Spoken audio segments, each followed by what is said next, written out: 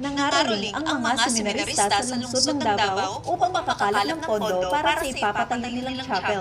Balikan natin ang batang seminarista na labis na nagbigay ng tuwa sa mga manonood at kay Mayor Sara Duterte dahil kaboses nito si Pangulong Duterte.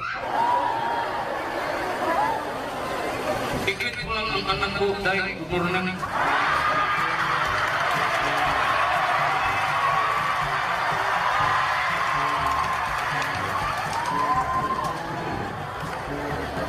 Sige, dahil mapait yung batang bulis.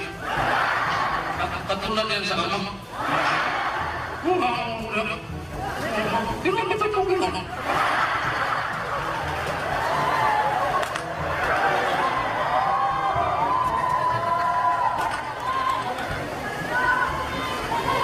I would like to greet each one of you.